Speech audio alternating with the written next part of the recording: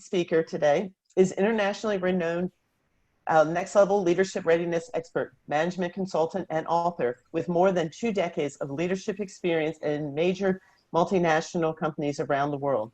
He is the author of an international bestsellers, How to Become a World Champion of Public Speaking and Mastering Leadership the Mousetrap Way. He holds an MBA from Imperial College in London and has coached C-level executives, senior executives, bureaucrats, celebrities, United Nations diplomats, entrepreneurs, and professionals from over 50 nationalities. He is the CEO of Thought Expressions and chief mentor at Next Level Unlimited. He is also the 2017 World Champion of Public Speaking and has a mission to help 20 million people overcome their fear of public speaking. In this session, he will share with us why it is time to open the ring fence. Ladies and gentlemen, please welcome Manoj. All right. Hello, world. How are you feeling today? So type it in the chat box. How are you feeling now? I'm watching the chat box. All right. Fantastic. I'm always delighted to speak to your group because your name, one country, one world, resonates with my value. Just now, my buddy Mike said, he always says, oh man, I like to say, oh cow. Oh cow stands for one country, one world. So today on your special day, as you start a new term with a new team, with a new sense of common purpose, I'd like to share with you 3 steps that you need to take to enhance your potential for global leadership.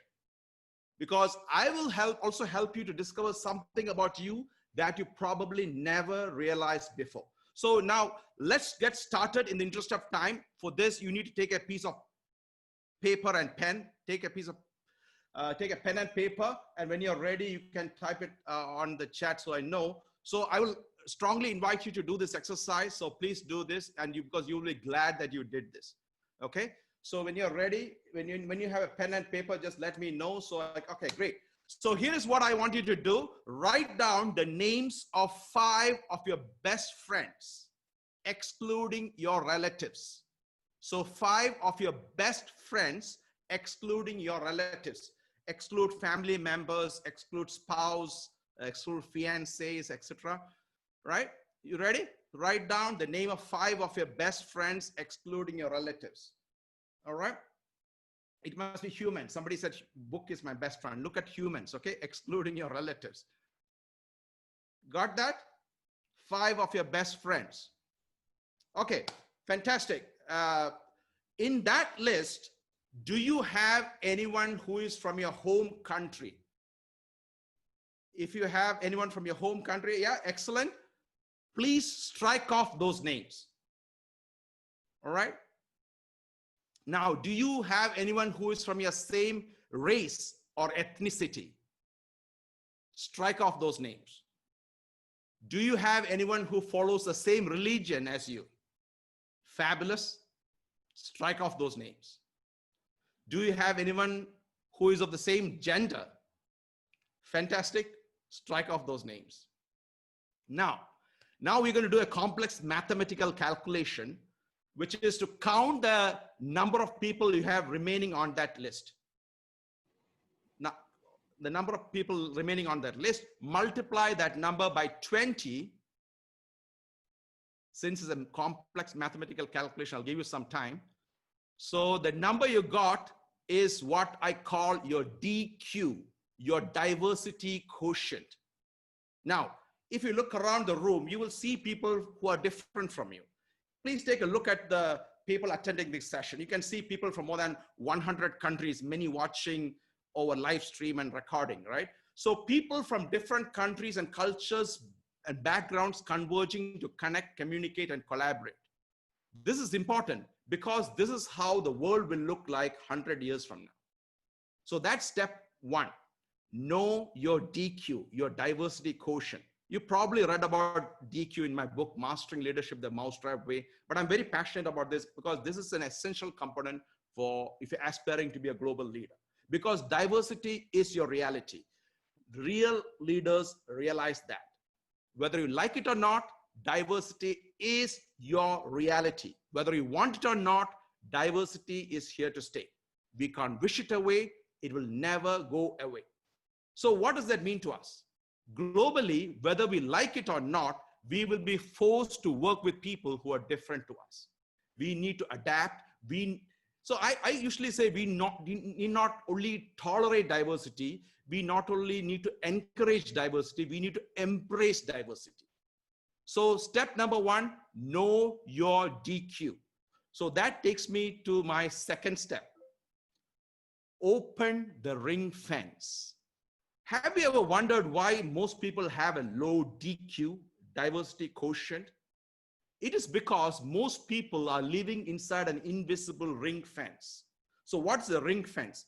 Imagine you have a plot of land and there is a fence around it. And the fence is it's designed to protect you from outsiders and restrict your movement and contain you within the ring fence.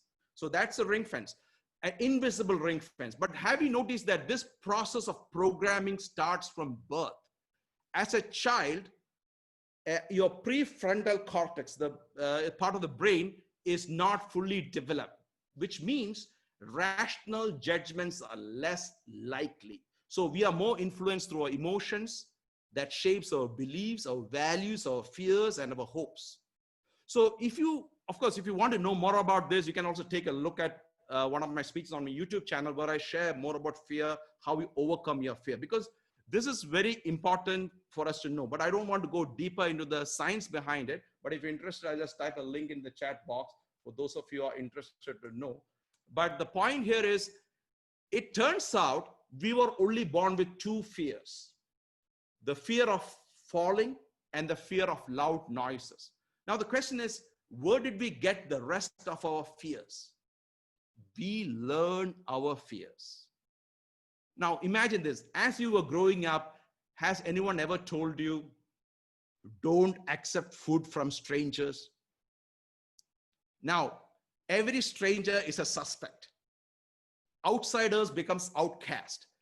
So we not only learn to fear, we fear each other. We are constantly fed with the fear of the other.